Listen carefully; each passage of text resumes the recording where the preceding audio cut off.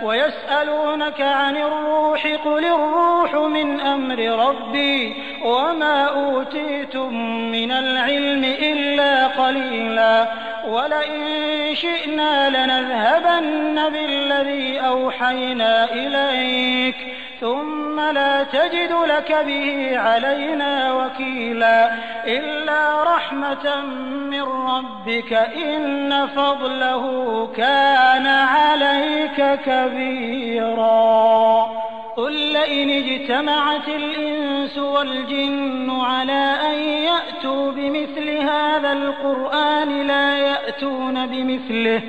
لا يأتون بمثله ولو كان بعضهم لبعض ظهيرا وَلَقَدْ صَرَّفْنَا لِلنَّاسِ فِي هَذَا الْقُرْآنِ مِنْ كُلِّ مَثَلٍ فَأَبَى أَكْثَرُ النَّاسِ إِلَّا كُفُورًا وَقَالُوا لَن نُّؤْمِنَ لَكَ حَتَّى تَفْجُرَ لَنَا مِنَ الْأَرْضِ يَنبُوعًا أَوْ تَكُونَ لَكَ جَنَّةٌ مِّن نَّخِيلٍ وَعِنَبٍ فَتُفَجِّرَ الْأَنْهَارَ خِلَالَهَا تَفْجِيرًا أَوْ تُسْقِطَ السَّمَاءَ كَمَا زَعَمْتَ عَلَيْنَا كِسَفًا أَوْ تَأْتِيَ بِاللَّهِ وَالْمَلَائِكَةِ قَبِيلًا أَوْ يَكُونَ لَكَ بَيْتٌ مِّن زُخْرُفٍ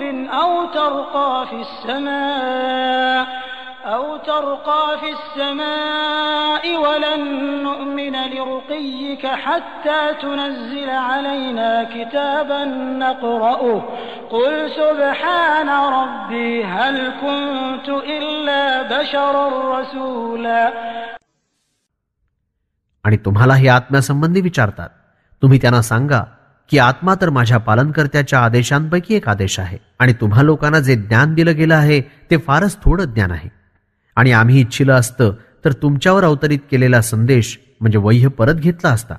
मग तुम्ही या कारवाईबाबत आमच्यासमोर कोणालाही वकील बनवून आणू शकत नव्हतात.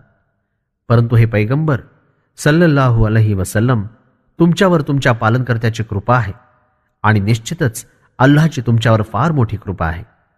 हे पैगंबर सल्लल्लाहु अलैहि वसल्लम, तुम्ही सांगा की समस्त मानव आणि जिन्न या एकाच गोष्टीसाठी जर एकत्र झाले की या कुराणासारखा एखादा ग्रंथ तयार करावा, तरीही ते असं मुळीच करू शकणार नाहीत. मग एक दुसऱ्याचे साथीदार बनून आपली सर्व शक्ती लावून पाहतील तरी देखील या कुराणासारखा एखादा ग्रंथ वा वाणी याच्या तुलनेत सादर करणं त्यांच्या अखत्यारीत नाही. आणि आम्ही मानवांकरता या कुराणात प्रत्येक प्रकारचं उदाहरण देऊन आपलं कथन नीट समजावून सांगितलं. परंतु बहुतेक लोकांची ही दशा आहे की इन्कार केल्याविना त्यांना राहवतच नाही. आणि त्याने उत्तर दिलं की आम्ही तुमच्यावर ईमान राखणार नाही जोपर्यंत तुम्ही जमिनीतून आमच्यासाठी पाण्याचा झरा वाहून दाखवत नाही किंवा तुमच्याजवळ भरपूर खजुरी आणि द्राक्ष असलेली एक हिरवी टवटवीत बाग असावी आणि त्या बागेत प्रत्येक ठिकाणी प्रवाह काढून दाखवत नाही, तोपर्यंत आम्ही ईमान राखणार नाही. किंवा आपल्या दाव्यानुसार आमच्यावर आकाशाचा एखादा तुकडा तरी पाडून दाखवा किंवा अल्लाहला आमच्या समोर आणून दाखवा, तसंच फरिश्त्यांनाही आमच्या समोर आणा तरच मान्य करू. मग तुमच्या स्वतःसाठी सोन्या चांदीनं तयार केलेला एखादा महाल असावा किंवा तुम्ही आकाशात वर चढून दाखवा.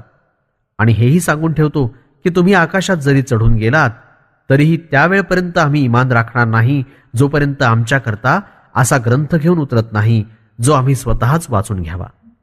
हे पैगंबर सल्लल्लाहु अलैहि वसल्लम, तुम्ही त्यांच्या प्रश्नांचं उत्तर एकाच गोष्टीनं द्या की माझा पालनकर्ता मोठा पवित्र आहे. मी तर एक मनुष्य आहे ज्याला पैगंबर म्हणून पाठवलं गेलं आहे. याशिवाय मी आहे तरी कोण?